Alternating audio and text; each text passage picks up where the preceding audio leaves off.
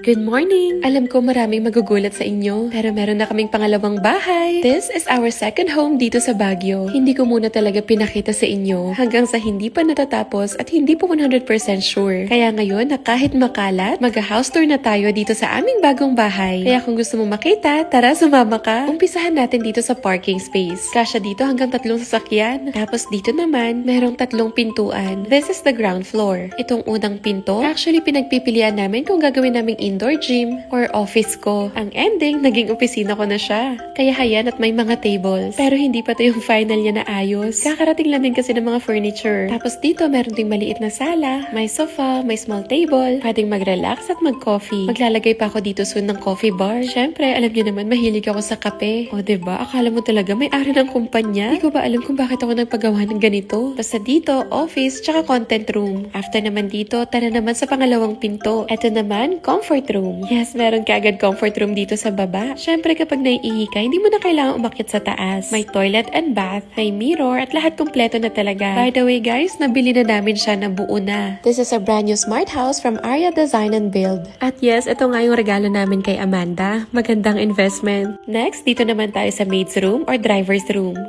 Nilagay ko dito double deck para syempre ma-maximize yung space. Ayan, hindi pa nga tapos, wala pang mga foam. Tapos na tayo dito sa ground floor. Ngayon, akyat naman tayo sa taas. Kapag natapos itong video na to, maiintindihan ninyo kung bakit ito yung pinili naming bahay. Dito muna tayo sa pedestrian gate. Yung umpisa kanina kung saan ako naglalakad pababa, dito yun. Syempre may mga CCTV, may camera, at yung maliit na gate na yan, pwedeng buksan gamit ang phone lang. Para kunwari may magdi-deliver ng parcel tapos walang tao, pwede namin siyang pagbuksan. Ayan na nga, sabi ko nga sa inyo, hindi pa kami nakakapagpalinis dito. Kaya hayan at puro kalat. Pagpasensyahan nyo na ha. Ngayon lang kasi ako may time na mag-house tour. Pag akyat natin dito sa second floor, merong maliit na garden dito. Now, pasok na tayo sa pinaka-living room. Nagustuhan ko talaga dito yung napakalaking pintuan. Ang luwang. Kahit sabay-sabay pa kayong pumasok dyan. Guys, yung interior nitong bahay, pinagawa ko sa JV Design Studio. Sila din yung gumawa ng aking salon dahil nagustuhan ko. Syempre, sila ulit ang kinuha ko dito sa bahay. Hindi ko alam kung anong tawag sa bilog na yan, pero ang galing ng naisip nila na ilagay dito sa gitna para siyang receiving area. And then dito naman, yung space kung saan maghuhubad ka ng sapatos at magpapalit ng panloob na tsinelas. Yung mga design ng furniture, yung kulay, yung material. Si Kuya JV talaga lahat ang nag-isip. Pina-solid wood ko talaga lahat ng mga furniture. Di bali naggumastos basta magtagal. Now, dito naman tayo sa family area. Merong L-shaped na sofa. Kasya dito ang 5 tao. Tapos itong painting na nakakabit dyan, ito pa yung binili namin dati sa Vietnam. And of course, ibibida ko na rin itong aming luxury figurine. Binili namin to sa Marel Homes. Ito yung Astro collection nila. And this one is the Oraya. Ang ganda kasi ng meaning ng astronaut. Visionary, ambitious, and bravery. Ang elegante kasi niyang tingnan dito sa bahay. Alam nyo ba na kami daw ang kauna-unahan dito sa bansa na meron itong Oraya Gold? Tara naman dito sa dining area and kitchen. 8-seater yung dining set namin. Para syempre maraming makaupo, mas maraming salo-salo, mas masaya. Now, this is my favorite part. Para sa akin, ito yung reason kung bakit ko siya nagustuhan. Mahilig kasi talaga ako magluto. Gusto ko itong island kitchen. Napansin nyo ba? Nasa unahan yung dining area at saka kitchen. Tapos yung pinakita ko naman kanina na living room, nasa likuran. Para sa akin, perfecto. Hindi siya usual, pero ito yung gusto ko.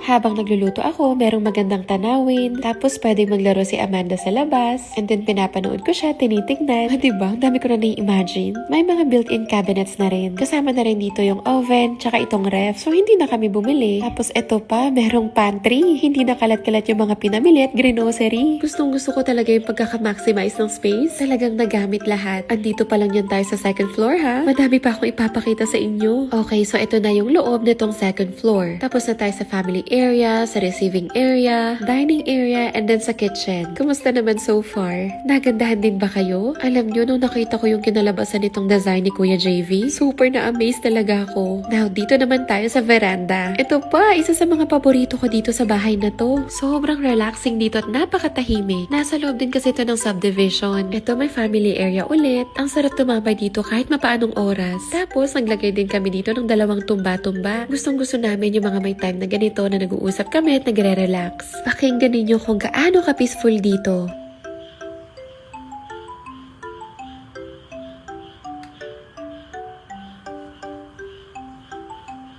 Ang sarap, 'di ba? Tapos ang lamig-lamig pa. Now, dito naman tayo sa dirty kitchen and laundry area. Wala pa kaming kagamitan dito, pero maluwang yung space. Ngayon, pasok ulit tayo dito sa loob. Hindi ko pa napapakita sa inyo itong CR dito sa second floor. Lahat nga pala dito sa bahay, naka-smart toilet. Katulad din ng sa unang bahay namin. Para hindi namin namimiss ang Japan. Eh, 'di ba? Ganun yung mga toilet doon. Syempre, may mirror, may shower. At ito na nga yung sinasabi ko. Kaya naman kung mapapansin niyo yung interior, Japan di yung napili ko na theme. Dito naman tayo sa unang kwarto. Nasa second floor din to. Sa may tapat ng family area. Kasya dito ang 2 tao. Natuto na kami sa unang bahay namin. Sobrang lalaki kasi ng mga kama doon. Kaya ang sikip tuloy tingnan. Kaya naman dito, we made sure na yung mga sakto lang. Ngayon, tara naman sa third floor. Eto pang isang gusto ko dito. Yung ceiling, may skylight.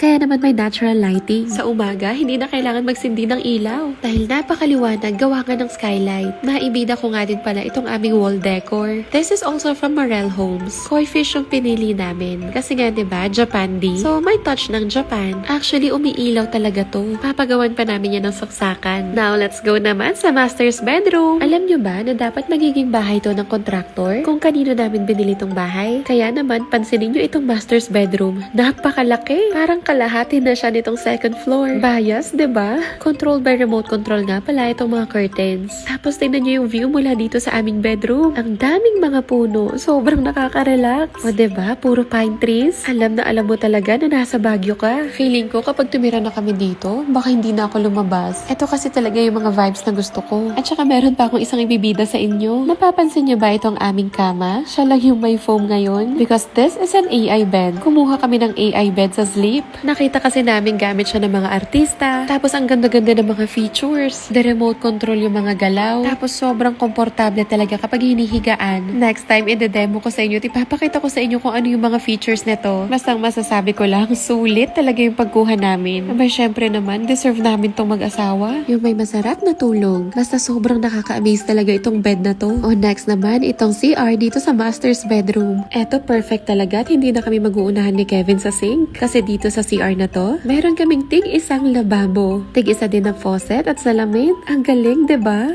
Tapos dito, merong bathtub. Actually, jacuzzi bathtub ito. At ang maganda pa, meron ulit skylight. Natural light pa rin kahit nasa CR. Oh, ang ganda, 'di ba? Excited na nga ako na matry to. Sobrang laki din ng bathtub. Tapos dito, syempre may shower. And of course, the toilet. Smart toilet din ang gamit. Ay, teka, bago ko pa pala makalimutan. Baka naman iniisip nyo na napakayaman namin. At ang dami naming pera para ma-afford to. Guys, utang lang to sa bangko. At ang reason talaga kung bakit kami kumuha ng isa pang bahay, dahil gagawin namin tong business. Ipaparenta namin to. Ipapasok ko siya sa Airbnb. Oo, negosyo pa rin. At hindi pa kami titira dito kasi meron pa naman kaming unang bahay. So anyway, nandito na nga pala tayo sa walk-in closet. Finally, may walk-in closet na kami. Naku, pangarap ko talaga to. Tapos ayun, may vanity area na rin ako. Ang daming lalagyan, daming cabinet. Tsaka ang luwang dito sa walk-in closet ha. Ang gaganda pa ng ginawang wardrobe. Nakaka-save talaga siya ng space. Katulad nito, lalagyan ng mga pantalon. Tapos ang daming sabitan ng mga damit. Ang galing, no?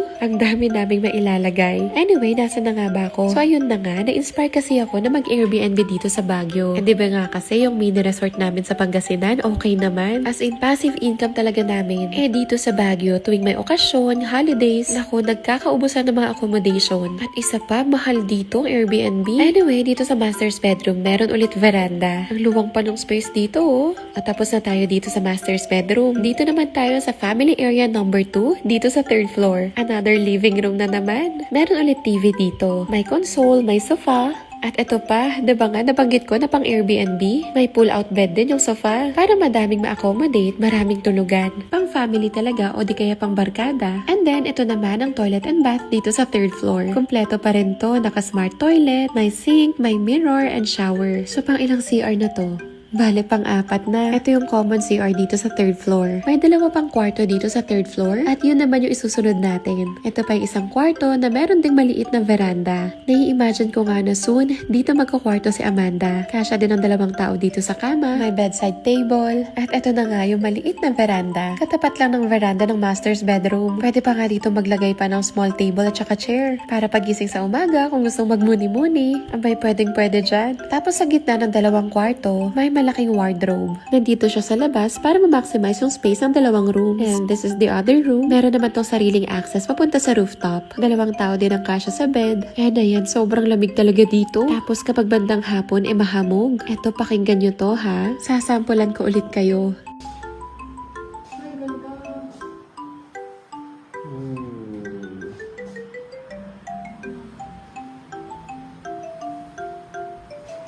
Ang lakas ng hangin, no? Now, mula dito sa family area sa 3rd floor, aakyat naman tayo papunta sa rooftop. Yung rooftop, para hindi naman sayang, ginawa namin siyang barbecue area. Yes, pwede rin mag-bonding dito, tumambay. Kung gusto ninyo mag-happy-happy, mag-barbecue, ayun, pwedeng-pwede rito. Maluwang din naman yung space dito sa itaas. At ang ganda rin talaga ng view. Palalagyan ko pa to ng string lights tsaka ng umbrella. Very Baguio talagang feel. So, ayan, meron na din ditong grill. Gusto ko na nga din dito mag-ihaw-ihaw. Anyway, patapos na rin naman ang ating house tour. Abangan ninyong opening namin ha. Once na na-process na namin ang business permit, i-open ko na kaagad to. So sana maging guest namin kayo dito sa aming bagong bahay. Yun lang, bye!